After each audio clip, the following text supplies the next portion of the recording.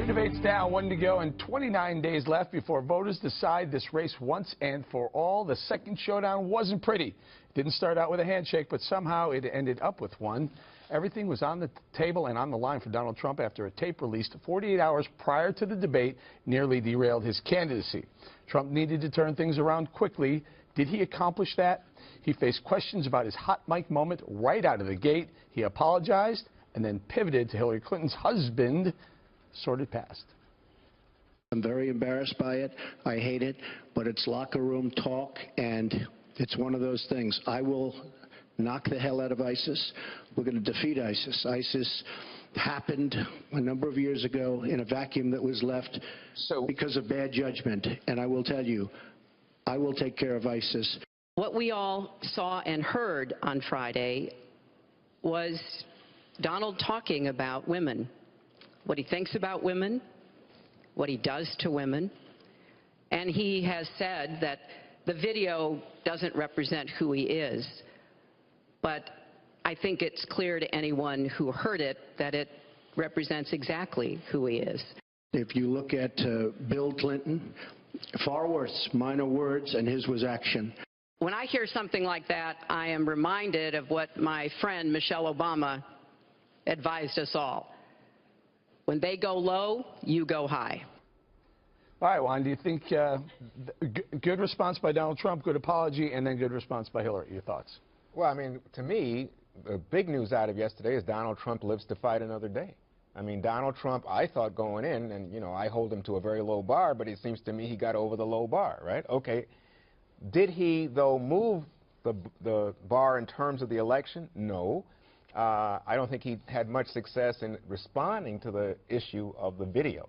What he did have success in doing was putting on what looked to me like World Wrestling Association spectacular show. Megyn Kelly said at the start of the post-game last night, she said it was one of the low points, she thought, just dispiriting, depressing for Americans to have to see such a spectacle. Well, that's what I experienced. I just thought it was like, wow, this is what we've come to. Yeah. Can I point out two fun things that happened? Okay. Because, boy, Juan just brought us all down. I know. All right. When he called her the devil, okay, that's the first time somebody literally demonized somebody. Like we always talk about on shows, they're always demonizing people. Stop demonizing people. He actually literally demonized her. That's the first time I've ever seen that on TV. Can I guess the second thing? What? Was it when the fly landed on Hillary? No, that's my one more thing. Oh, it is? Well, you know what I love? I love the looming. When she's talking and Donald was behind her, it was like they were in line at the bank and he's in a rush. He's like he's in like get your card out, and she's talking. You fill out the deposit slip. Exactly. She's like asking for a complimentary pen, and he's like going, I gotta go. And it was just very funny. I think it was like bullying. No, I don't think he. I think he was just he's like a teenage boy. He doesn't know what to do when he's not doing anything. No, I thought it was like he was. How would you say that? Like prowling the set and making it very clear he was the dominant male. I think he was making himself feel comfortable, which he needed to do something because everyone was like, you know, saying this is a disaster, he should drop out, all of that. To tell you the truth, I mean, I thoroughly enjoyed the debate, but I like this. I like politics. I like watching debates. I think that he had a huge hurdle to overcome, and I think he exceeded and outperformed expectations, and he was very measured in the first debate. He got after it in this debate, which is not easy to do when you've had that kind of tape and that kind of private moment out with the things that he said. I'm sure his wife, everybody else was not happy with him. He was losing some support, and, you know, he came up and he smashed it. You got to give credit where credit is due. I don't think you're ever going to say anything positive. No, you heard close. I came close. He almost. That in Juan's world, that was positive. No, moved the bar. I have a very low bar, and somehow Trump made it over the low bar. Like a snail. Like a snail. Overall view, did this work out? I think that she won the first half hour, he won the second half hour, and the third half hour was a draw. I also feel like both of them, once again, were trying to win their primary again, so like they solidified their bases, and he needed to, right? So in terms of what Juan is saying, like, did that give some Republicans hope? I do think he threw away any pretense of civility because he said, like, I'm just going to throw it all out there. What did I say last night? I didn't even know if it was right. I wish you guys would have been with me. I was here alone in the studio last night. Like, it was weird. There was nobody else here, and it was about 11 o'clock, and I wanted to use something, a poker reference, I think, or a gambling one, but you put it all on red. All in. And let it ride? Do Do you say let it ride? That's roulette. I said that. I wasn't sure if it was correct. But that was one of the things he wanted to do. So he really needed to change the subject, change the headline. And he succeeded in doing that for about 4 hours. And then this morning, we actually have Republican National Committee officials. We have a United States Senator who is actually, now they're trying to explain what sexual assault is or is not, and this has been dominating their headlines all day, plus there's lots more to come in this show. So I think that, sure, he had a much better debate than the first one, but does it change anything for the trajectory of the race? Probably not. All right, let's move on to this next heated exchange. It was Hillary Clinton's turn to have her feet held to the fire. Here's how she tried to explain her now infamous deplorables insult. Within hours, I said that I was sorry about the way I talked about that, because my argument is not with his supporters. It's with him and with the hateful and divisive campaign that he has run. We have a divided nation because people like her, and believe me, she has tremendous hate in her heart. And when she said deplorables, she meant it. And when she said irredeemable, they're irredeemable. You didn't mention that. But when she said they're irredeemable, to me, that might have been even worse. All right, a little boxing reference, Dana. Gloves came off last night. Oh, I know that one. I think that his supporters really wanted to see him stick it to her, right? In the primary, he would say during those debates, I am the one who can take it to Hillary Clinton. I will be the one that stands up to her. I'm going to be the one to call her the devil and say she has hate in her heart. Again, winning that primary over and over again, I just don't know if that gets you to the next step. In fact, I'm pretty sure it does. Primary tactics. You know, it's interesting when this is occurring how she just smiles. And I think it was like, here's another sports metaphor. She was like so far ahead, she just held on to the ball and just was hoping to run out the clock. And if she didn't win, it didn't matter because she knew at the end of the day it was going to be, I said end of the day, sorry. And Price. That she would be so far ahead, it didn't matter. And so she just kind of let him go and just waited it out. But when I look at this, this is team sport politics at its worst. If you were if Trump were a Dem, we would be going at him like crazy. Yep. If she were a Republican, the Dems would be going after her. They both have serious flaws that both sides would condemn, but they happen to be on your side. Right.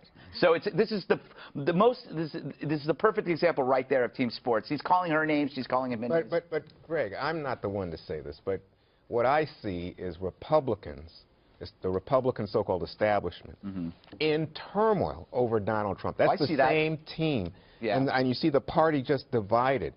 And yesterday, when he had the pre-debate meeting with the 4 women who charged sexual misbehavior on the part of Bill Clinton, man, I'm telling you, I mean, and then Frank Fahrenkopf, who was chair of the party, had to stop Trump from putting those 4 women in the family seating section. That's no, Republican. VIP seating. Let's be accurate. It was. I thought it was family seating, but it's the because Hillary had Senator McCaskill in there, and she couldn't then go into that either. It's a pretty big difference, in my opinion. But well, my point to you is that you have Republicans here in an intramural, kind of fratricidal moment, and then today, what we heard from Paul Ryan, what we see going on in terms of some of the people that Dana's talking about, saying, you know, I can't back this guy. Well, you know, Bill O'Reilly said it this morning. He said this is a lot of Republicans who stick their, wet their finger and stick it and figure out which direction the wind is blowing, and they'll either be behind him if it's blowing in his direction and fall out. I don't think that's the case, Eric. That's really, I think that's wrong. There are a lot of people that are sticking to principles, that were ideological conservatives who sat there and said this guy was not for us, and because they're not fair weather friends. Kasich, he never went there. There's a lot of people that didn't go there. Those are people who never got in line. Yeah. We're talking about the people who were in But line, you were one of the people that were telling him, get behind, you better get in line now. You better get in line. Now they're leaving. I honestly think that if you want a GOP in the White House, you're going to have to get behind them. You're going to have to. Abortion is going to come to the Supreme Court level in the next 4 or 8 years. Gun laws are going to come up at the Supreme Court level in the next 4 years. That's the most persuasive argument in the Supreme Court. Immigration is going to come to the Supreme Court in the next 4 or 8 years. If you have Hillary Clinton, we already know the list of Donald Trump's Supreme Court nominees is conservative. Then we should have nominated an electable candidate. It's too late, Greg. It's too late. It is too late. No, you're right. It's too late. Hillary's Clinton president. in or a Trump. month. All right, KG, you want to weigh in on this one before we move Yeah, on? I mean, I think people like Paul Ryan and other individuals, before he got super involved in making comments about this race, like Mitt Romney, and it's not their style. They're not the kind of candidate that, Donald Trump is. So I don't think that Paul Ryan was ever super comfortable with this, and his message is strong and clear, like, I'm going to go do all the events and the fundraising and the, go out to my constituents, and the message to the rest of them is do what you need to do for your district to retain your seat or win your seat. So I think that's a very specific, focused message. So, and then Trump, who's happy, I think, many times to kind of be on his own and beat to his own drum, is going to do what he does best. So to me, last night was no surprise. Like, they were hitting him hard. Obviously, those are Clinton supporters leaking the stuff on, maybe more to come, et cetera, et cetera. So this is not shocking to anybody. I never expected he wasn't going to go out there last night and try to, like, crush it and punch back hard, because he was criticized widely for not doing so. And what Dana makes the point, I think, is important, that this is what his supporters want, the people out there. And there's also been people waiting for someone to come and hit hard on the Clintons and talk about this stuff that are in his group. They were like, aha, that's what we were waiting for. So that group is always going to be all in on him, no matter what other tapes or anything else comes out. I think that is like, they're glued into him, not even just baked in. You know what the problem is for me, is that the criticism of Hillary is so valid. The fact that a feminist smeared victims of sexual assault is unbelievable, that her side doesn't hold her feet to the fire about what she did to those women. The problem also is Trump isn't the right messenger for that, because he called Bill's accusers terrible. He called them unattractive. He called Paula Jones a loser. And so now we're supposed to say, good job, now that you're running for president. No one says say good job. Or a lot of people, no one at this table has said good job about some of the things that he said. What I'm saying, and maybe other people, what I'm saying is not good job. Not as conservative as you'd want. But the alternative right now is definitely what we don't want, or what I would not want for the country, my son and my family. I would argue that if the key is to hold on to the House and the Senate at this point, because I don't see Trump winning. A compromised, damaged Hillary Clinton, which she is, you can control. Well, fair enough. One more. This topic was blowing up my Twitter feed last night. The debate moderators were working against the Republican nominee, ? Donald Trump thought so. She campaigned where the primary part of her campaign. I want to get to audience questions and online questions. So she's allowed to do that, but I'm not allowed to respond. You're going to get to respond right now. That sounds fair. Hillary Clinton wants to allow. And why did it morph into that? No, answer the question. Why don't you still interrupt believe? her? You I interrupt do. me all the time. Why don't you interrupt her? I'd like to know, Anderson, why aren't you bringing up the emails? I'd like to know. Why aren't you getting brought up the emails? No, it hasn't. It hasn't. And it hasn't been finished at all. Ken Karpowitz has a question. It's nice to 1 on 3. At some point, it was literally, for me, like the moderators were debating Trump, and Hillary Clinton, as Greg points out, was kind of sitting back with a smile. But thankfully, that's not going to happen at the next debate on the 19th, because that moderator is fair and balanced Fox News Sunday anchor Chris Wallace. We'll bring it around. Oh, we should have him join us as a guest. KG, one of the things that you pointed out to me this morning was this red line comment that Hillary said she wasn't Secretary of State when the red line was drawn. But she was, wasn't she? Yeah, a little bit of confusion there. I don't know, a fog of war situation, like was I, wasn't I? So people seized on it. But there were so many moving parts last night, so much going on, that it's like after you go through and you can analyze it and then figure out what exactly was said, what mistakes were made, what fact check points, because it was kind of super packed in, chock full of nuts. Now, where was the fact check on that one? There was plenty of fact checking Trump on some of the things he was saying. There's lots of fact checking on that, but I mean, the question was, when exactly did the president make this commitment, or when did the Congress? Well, okay, 2012. But you know what? It doesn't. He drew the line in 2012 as she was Secretary of State. No, but I mean, I think the fact checkers last night were all about Pence, because Trump threw Pence under the bus on the Syria question, right? That's a hard. No, but I'm just saying it's the same issue, but I think it's very different when you can see something in explicit terms. I mean, you know, he even said, I think Trump even said that he thought Putin and Iran were about defeating ISIS. And I'm like, what? Can I bring Dana in here? Mitt Romney didn't push back on Candy Crowley when she made that comment about Benghazi. Donald Trump really didn't push back on her when she said, I wasn't there at the time of the red line. Well, I think that I actually think that the timing just, in a debate like that in a live format, it might just have been confusing at the time. We know that she was there at the time because she writes about it in her book and about how she had actually said that her position was to go ahead and bomb Assad's base and the airplane so that he could not do the things he ended up doing. And she was willing to look at arming the rebels. So she actually writes that in her book. She is not successful and persuasive. Neither was Panetta or Gates or the rest of the national security team, because Obama and Biden decided to go their own way.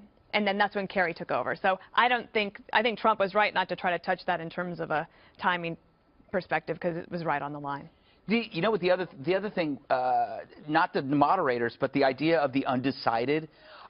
I really didn't see a lot of undecided people there. I mean, do you believe a person is undecided when they bring up Islamophobia to Donald Trump? Do you really think that person's on the fence for Donald?